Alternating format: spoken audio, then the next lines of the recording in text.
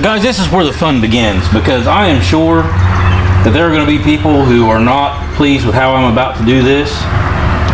There's going to be some naysayers, and this might blow up in my face. I don't know yet, but it has possibilities. This is the front end out of a 97 1 ton. 1 ton. So Chevrolet pickup truck, and as you can see, it's got the dually extender on it right here. I'm gonna pull that off here in a bit. I apologize, guys, on the 1 ton comment. I'm still hungry. Keg is always hungry. So the plans is to blow this thing apart, get all the parts off of it, get it taken apart, and I am going to build a jig. I'm going to cut down into this section, down to its lowest point, and channel in between these A-arm connections, and take it as low as I can without getting into the bottom A-arm connections. And then once we channel that distance out there to fit up on the frame of the International, I am going to cut this in two and widen it. We'll weld in some angle and get everything squared up. We're going to square everything off level, which we're going to use the body mounts to do that, that are still on the frame horns. And we're going to cut away a lot of this later on, like those body mounts won't stay. We're going to use them for now.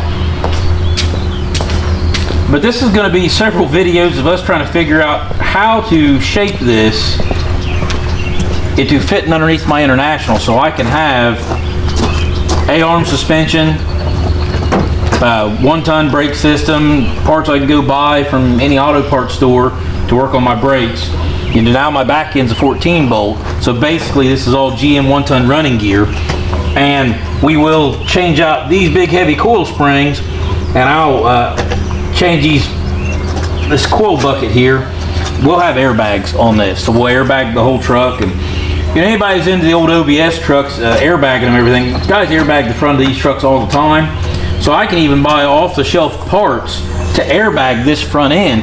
They make the airbag mounts that already go into these, and all you gotta do is trim this a little bit. And once I get this difficult part lined out and get it all worked out and try and figure out how I'm gonna make my steering work and all that, having the A-arm and the GM parts is really going to be easier later on. So if you want to see how I do it, you can follow along. If you don't think I can do it, follow along and watch it blow up in my face.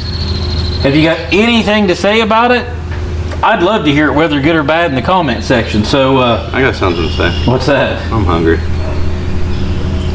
We're going to go ahead and take some time here and blow some of these parts off here with some impact tools, and before Kagan has to go to work here in a little bit while I got his help. So we'll get started. I gotta leave a couple minutes early, get some food.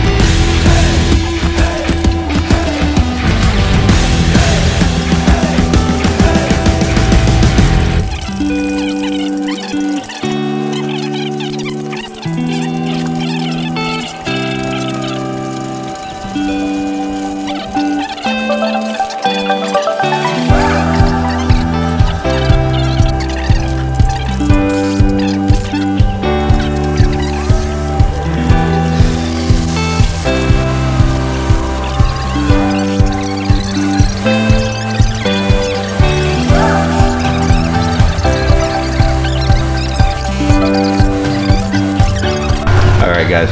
I'm actually in the shade to protect the camera from the glare. So unfortunately, Kagan has to go to work. So I don't wanna.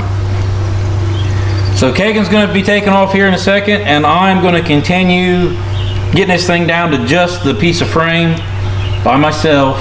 Just leave me alone. Oh, I got a surprise for you too. What's that? I snipped that ABS cable. Man, we might need that sensor.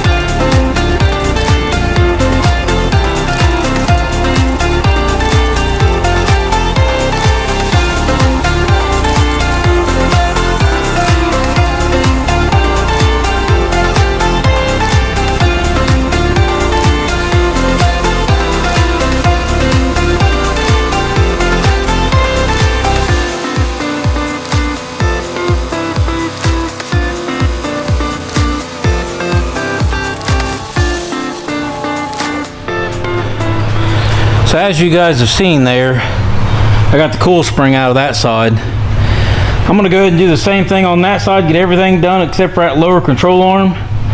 Once I get that side done, then we'll flip it over and take the bottom control arms off, and we'll see what we got. So give me a little bit. Of course, once again, split second for you guys.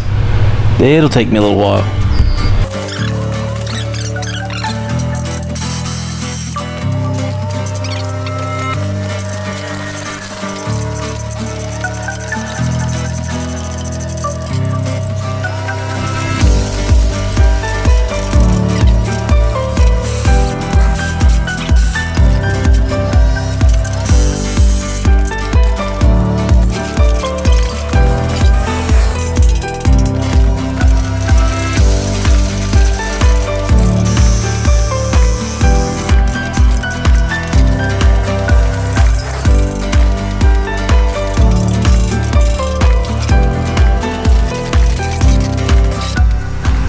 Alright, so you guys took me to take the last bit of the control arms off of it, and give you a good look at what we have here so you can see what's going on.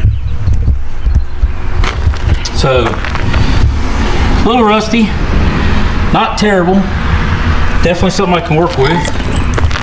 And so what I'm thinking is to see this wall right here, I actually will land on the other side of that, I think. So I'm thinking from the top side I'll be able to channel down and kind of cut into this area here and stay with the upper control arm mounts on the outside of the frame. Then I'll smooth everything back into the frame with some other sheet metal and stuff. But we'll see. This is all just ideas that I have. I'd like to make this work this way. Then I can widen that steering out. Go ahead and use the GM steering gearbox, maybe not that particular one, but use one like that. Might go over to rack and pinion. I don't know. Steering I don't really have figured out yet. I kind of have more of this kind of figured out as far as suspension stance. But what I'm gonna do is I'm gonna pick up here a little bit, and then I've negotiated a deal on the phone here a few minutes ago. I'm gonna go pick up the parts. It is for the Loadstar. So when I get back from making that run, I'll turn the camera back on, show you guys what I got, because to me it's a pretty big part of the build. It's going to be important. So we'll check in with you guys here in just a sec.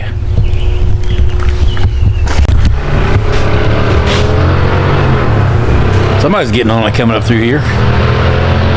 What we got?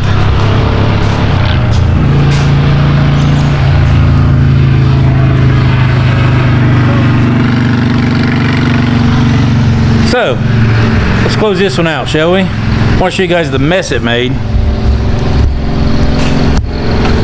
I gotta sweep this up here real quick. Yeah, what a disaster. And then, I put it up already. So, I walk over here and show you guys. I flipped it back over on its bottom. And you can see what it looks like all stripped down to nothing. And then hopefully we'll get it cleaned here before long. I need to get a measurement on the thickness of metal and buy some angle iron for the way I want to do things. But there it is. So it's hard to believe all that mess on the ground over it come from this thing, but there we go. So now I just got back from going and picking up a part that we need for the international build. I called Kagan on my way back. Yeah, he's at work. I told him what I had. He thought I was calling him telling him we had like 1,000 subscribers or something. He was like not impressed with what I had to tell him, which broke my heart a little bit because I'm excited about this. So, my buddy Josh has a junkyard out the road here. He's parting out an old Chevy 1500 HD, and he had a Hydro Boost. This Hydro Boost here will go on the International. I got the steering gearbox too. So I now have my Hydro Boost. That's going to be how we're going to operate the brakes on the International using a power steering pump that I have for the IDI. So, one step closer. I'm excited anyhow. If you guys want to see all this stuff go down, keep following, click that subscribe button if you haven't already, and thanks for watching. We appreciate it, guys. See you later.